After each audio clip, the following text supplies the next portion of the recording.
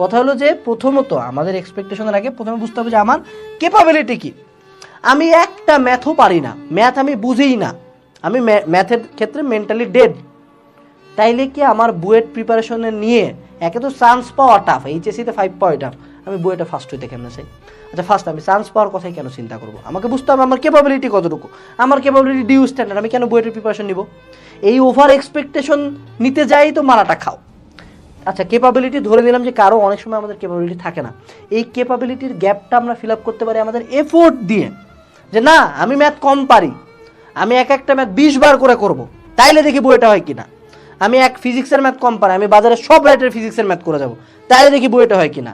মেডিকেলে আমার তথ্য মনে থাকে কম, আমি সব তথ্য একবার বইয়ের সব তথ্য লাইন হাতে একবার করে লিখবো, রয়্যাল গাইড ফার্স্ট ইয়ার একবার, সেকেন্ড ইয়ার একবার, তারপরে শেষ করবো, মেডিকেল কিউএনএ অ্যানালাইসিস আগে থেকে শেষ করবো, তাহলে ঠিক আছে। তুমি এফোর্ট দাও কিনা? এখন তুমি ভাই এফোর্টও দিবা না, তোমার ক্যাপাবিলিটিও নাই, তুমি টার্গেট করছো এত বড় কিছু, হোক সেটা অ্যাডমিশনে, হোক সেটা এইচএসসিতে। অনেকরে আমরা এমন করে পাই, ভাইয়া এইচএসসির মনে করো আর 1 মাস বাকি আছে, কিচ্ছু পড়ি নেই ভাইয়া, 2 বছর এইচএসসির বইও দেখি নাই, এখন কিভাবে পড়লে বোর্ডে স্ট্যান্ড করবো, মনে হয় যে এক থাপড় দিব শালা, তুই বোর্ডে স্ট্যান্ড করবি বেটা, তো পাশই আসবে না বে, স্ট্যান্ড তো পরের কথা। প্রথমে রিয়ালিটি চেক দিতে হবে যে এটাকে আদৌ আমার ক্যাপাবিলিটিতে আছে নাই।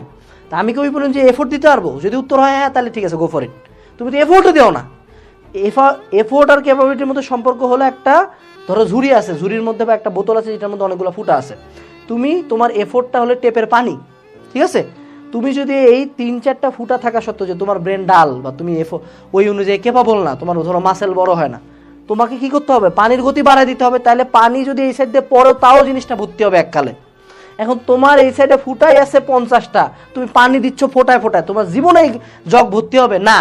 এইটাই তো রিয়ালিটি, এইটাই তো রিয়ালিটি যে তুমি তোমার ক্যাপাবিলিটি নেই, ঠিক আছে, তোমার এফোর্টটা হইতে হবে বেশি, এফোর্ট হইতে হবে প্লাস প্লাস, তোমরা এফোর্টই দিবা না। তুমি হুদা কামে এক্সপেকটেশন রাখবা না আমি বুয়েট মেডিকেল ঢাবিতে ফার্স্ট হবো, আমি বাংলাদেশের টপ 10 রিচেস্টম্যান হবো, আমার এই বিজনেস হবে বাংলাদেশের 1 নাম্বার, কিন্তু আমি বিজনেসের জন্য দিনে 1 ঘন্টাও কাজ করি না। আমার কথা হলো স্বপ্ন দেখা ভুল না ভাই, টার্গেট বড় করা ভুল না ভাই। ভুল কি? যে যদি আমি টার্গেট দেখছি বড়, টার্গেট যদি হয় আমার এই লেভেলের, আপার লেভেলের, তাহলে আমার এফোর্টটাও হইতে হবে আপার লেভেলের।